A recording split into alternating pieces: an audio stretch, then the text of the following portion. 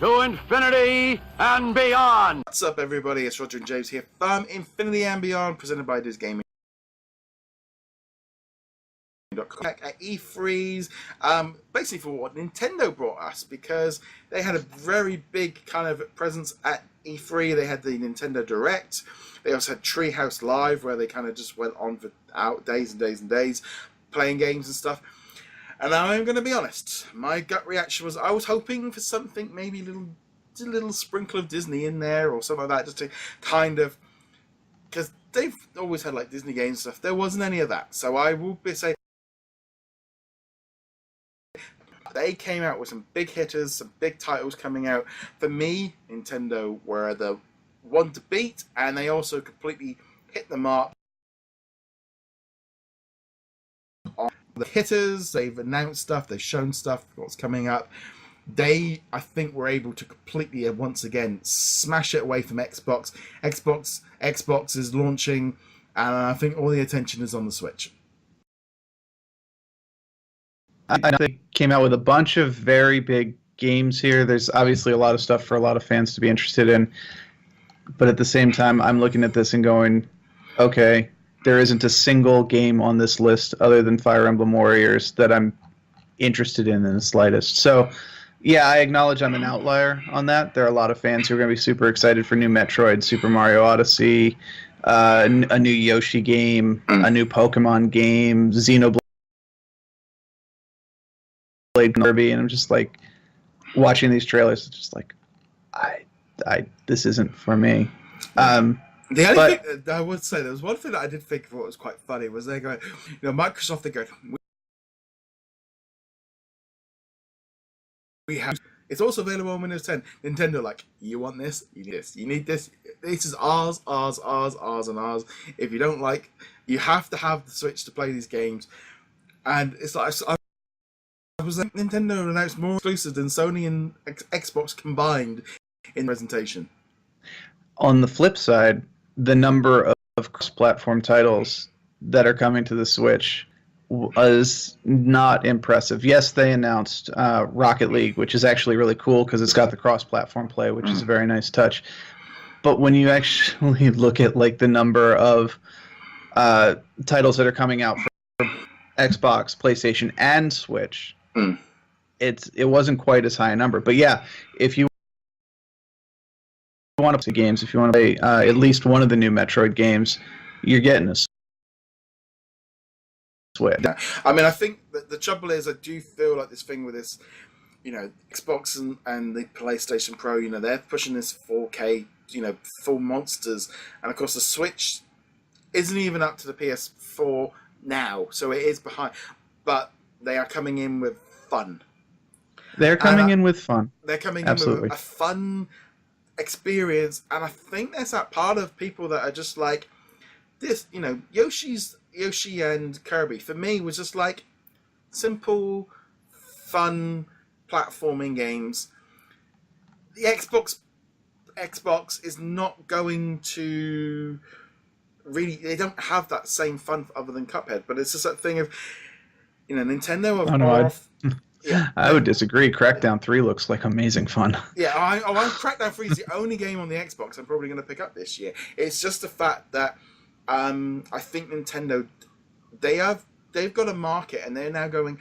They really came in strong with their presentation. They really did, and they've got a lot more up their sleeve to announce. But and I think, absolutely, they set the expectations low of going. We're only talking about 2017, and then they went, "Oh, this is coming out 2018. Oh, this is coming out." To which point you're sitting there going, as a Nintendo fan, you can sit there and go, "Well, hold on. They've announced at least 3-4 titles for next year already." And that build of this whole idea that the Wii U had nothing after. They are not following that problem with the Switch because everything has been pushed onto it. Right. No, they definitely have a lineup of games, and you can see the progression of where these games are going to be. So there's no kind of sitting here twiddling our thumbs going, all right, you gave us Breath of the Wild, now what? But, yeah, if platformers are your thing, then you better own a Switch already because you're going to be wanting one by the end of the year. No question about that. I think as a as a original like kid, that, platformers are a thing that I've always loved. I always enjoy playing them, and there's this thing of you just don't see a lot of them on PlayStation or Xbox. You just don't get a lot of them. I'm very very tempted to pick up Crash Bandicoot later this month as well. It just feels like Nintendo came out very strong, and if I think the Switch is just going to continue to sell all year long. Mario is going to sell this machine in the bucket load this coming winter. Oh yeah, the double punch of being able to grab Zelda Breath of the Wild and Mario Odyssey by Christmas at the end of this year is going to be massive. I mean, I suspect based on this and the buzz that Mario Odyssey has been getting, we're going to see Switch shortages throughout the entire rest of this year. The only good thing is in some ways, because the way that I think they did with the Direct was kind of showing off so much coming up that if you're sitting there as like maybe you were originally sitting there going, well, I'll pick it up when Mario comes out. Now you're sitting there going, well, actually, I can just pick the machine up now or when I see it. There is going to be no Black Friday deal on this machine. They don't need to. No. Having said that, though, one of the things that I did pick it up for was on the understanding we'd be getting a virtual console at some point, and I would have liked, them to actually say, hey, yeah, virtual console, we'll have it out by this point. But they keep pushing it back and pushing it back. We want the network to be good. And just let me download the games. I don't need the bloody network. The thing is, the trouble is, I think, like with Nintendo, Nintendo can do a Direct tomorrow, which is virtual console, and I think because Nintendo can just drop a major AAA title tomorrow or this afternoon on a Direct with no notice, with no they don't need a press event. They don't play by those rules, and I think they'll just do a Direct for virtual console. I don't even know if they're going to call it virtual console. It wouldn't surprise me if they just released them like they are with the Neo Geo titles and just released them on the eShop. And don't give them drop that whole virtual console branding and just literally this game is available. I'd be fine with that, as long as if you made virtual console purchases on at the very least the Wii U, that those crossed over. I know asking for the original Wii is probably asking too much, even though I did have a couple virtual console titles on the Wii, which I would like to have without buying it again. Yeah. But let's be honest, I'll probably buy them again anyway. And I can't even remember my account for the Wii. I had like Star Fox 64 and stuff like that. Yeah, so. I brought all the Mario game. I brought most of them. But again, it's that kind of weird thing of I was expecting it, and I think a lot of people were, but they can drop that at any time, and it will be a big enough deal.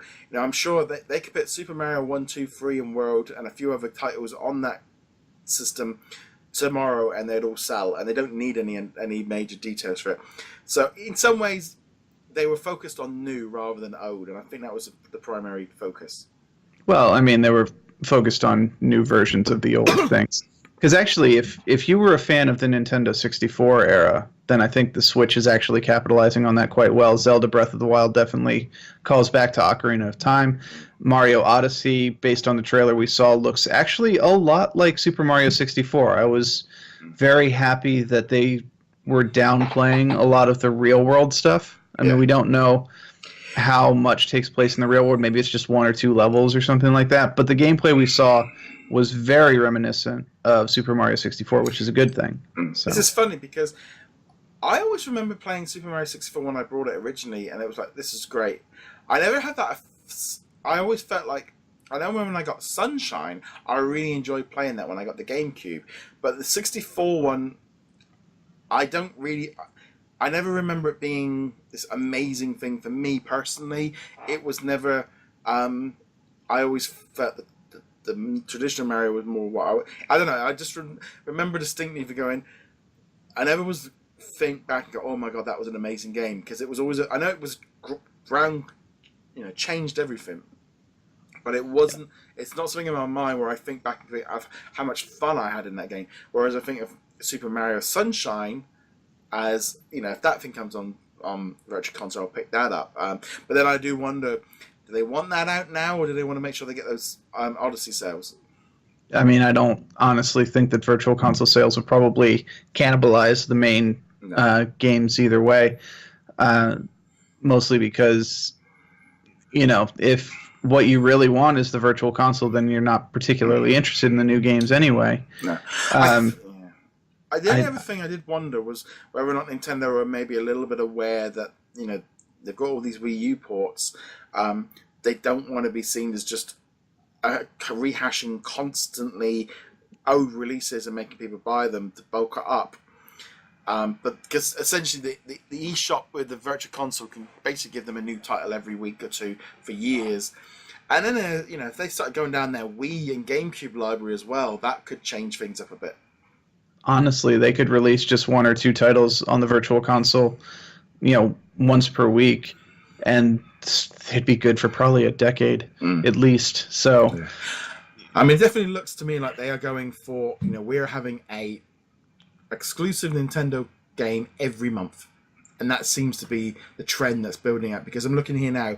We had March was Zelda, April was Mario Kart, June is ARMS. I mean, there was a little slight thing of a week there. We got Splatoon in July. We have got Kingdom Wabbits in August, which we'll talk about in a minute.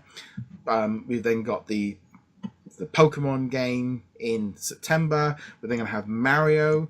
We're then going to have Xenoblade probably November, and then we got is Fire Emblem. I don't know if that's out in the fall as well. So that could be Fire Emblem Warriors is out in the fall, and then the proper Fire Emblem game, which they didn't give us any details about, will be next year. Yeah, so they could definitely feels like they're building, and that's what the system needs. It's like the Pokedex things. I might pick it up. I don't know yet. But it's that situation of there's definitely plenty coming in. There's enough there to keep you going back. And if you want a Nintendo game, that is where you're going to play them. You can see where once they move away from that 3DS and they put all their eggs in that one basket, they are going to be able to blast out exclusive after exclusive after exclusive. And they've got enough franchises just to keep churning them. And as far as that Mario Wabbits game goes, I'm really like, it looks fun, but as we've discussed many times, the term turn-based gaming just turns me off. And on the other hand, as I was saying, I'm not interested in Metroid or Mario Odyssey or any of these games. I'm kind of like, this seems vaguely intriguing. I'm not sold on the rabbits. I think they're very annoying, and they're minions without the charm, but the gameplay actually kind of intrigues me. Now, does that mean I'm going to go out and buy it sight unseen? No, I don't think so. I definitely hope that they release a demo for this on the eShop, because they need to prove that people should actually give this a chance. Yeah, I mean, I might take a punt on that one just to have a bit of fun with it, but it does feel like they definitely kind of came out. Everyone's like, it's stupid, it's rubbish, it's Wabbits, it's Ubisoft, it's stupid. Everyone sees it and everyone's like, okay, it looks kind of alright, it looks fun. And, they're going to do something. And I think they're this idea that they've kind of got a market here. I definitely feel like, there's a general feeling at this precise minute, you see it on, that Nintendo are back. The Switch has grabbed an audience. It is now the handheld of choice. It is the only pretty much handheld where you're going to get the games. But because you can then play them, technically it's a home console you can take on the go, but it's also just propping up as being the main portable device for a lot of people. And I think, listening to game journalists and stuff, because quite often they're on the road, the Switch is hitting them hard because of the fact that it fits their lifestyle. For busy adults, the Switch has a market where people can take it for the lunch breaks when they've got, or their commutes and stuff. And I think it's got an entirely different audience that no other console's got. Yeah, I had to go to my sister's wedding a couple weekends ago. Obviously, I did not have it at the wedding itself, but I had it. Oh yeah, congrats! Yeah, she does. No, I had it at the hotel with me, and it was perfectly like I need to relax after today. It's been a crazy busy day. I was part of the wedding party and all that stuff, and it's like I'm just going to relax here 150 miles from home, and I'm going to play a Switch game right now. And since I only own 2 Switch games, that meant it was Mario Kart, but that was totally worth it. Oh, it was great. This is the prime thing. The other night, I'd gone in and taken my Xbox to try and download Marvel vs. Capcom and Cars 3. Took it to work and didn't work and didn't. Got back home. We'd had a power cut all night, so I'm literally sat there 10 o'clock at night, pitch black. I put a candle, and literally was like, "Oh, the Switch is still going to work." So I literally just lie there on the couch in the pitch black playing Mario Kart and Shovel Knight. And there's the thing of like, even in a power cut, the Switch has come and has given me my evening's entertainment. When nothing else is working, the entire street is dark, I can still sit here and play video games for a couple of hours. And it was like, yep, that was another win for the Switch. Completely just out of the blue. Now, granted, a couple of hours is a literal estimate of how long you'll be able to play it. But yeah, even having a couple of hours when you can't do anything else because there's no power, no lights, etc., is a pretty nice little feature to have. Yeah. The one problem that we still have to make sure we keep in check is maybe not so much Nintendo, but third-party developers need to make sure that their games run decently on the Switch. We've definitely seen a couple of games that have had a hard time maintaining a 30 frames per second, minimum. And I think that might be one of the continuing stories. Now, the first-party titles, like Breath of the Wild, Mario Odyssey, I don't think that's going to be a problem at all, but we'll see what happens. Yeah, definitely a bit of fun. Like I said, I definitely feel like they came out strong, and they definitely showed that they're in it, and also that they are offering something completely unique from Xbox and Sony. And I think that's not bad. I think they will now be the secondary, and I think even Sony have admitted there was one of their guys was saying, we expect our audience to have both consoles now. They literally have just acknowledged the fact that Nintendo doing something that nobody else can do, and they actually can't beat them. I think even if Sony came out with a Vita, they just wouldn't be able to combat that. And I think they realise that Nintendo are doing their own thing, completely separate, and no one else is really going to be able to touch that. Yeah, and hopefully not like the days of the Nintendo Wii, when immediately after that everyone was like, motion controls for everybody. Please don't. No. Just don't. Learn from the mistake, do your own thing, provide the experience you want to provide and that your fans want you to provide, and let Nintendo provide the experience they want to provide and that fans want them to provide. There's been rumors of WWE 2K18 coming to the Switch, so that for me will be like, yep, I won't bother with PS4. It might look better, but I can just pick it up and play a match or two. So that I'm hoping for that as well. I'm hoping there might be. I think Seth Rollins has given an announcement or something today, so hopefully we'll find out about that. But that's my thing. I mean, definitely there is a subsection of gamers who are all about the visuals, who are like, must be 4K, 120 frames per second, must look almost lifelike, and that's cool. They can totally like whatever they want, but yeah, if it means that I can sit on my couch or I can take my Switch to a hotel and get the gameplay experience there that I can at home, I am totally fine with them downscaling the graphics to give us a good, solid, smooth performance on the Switch. I don't care. It doesn't matter.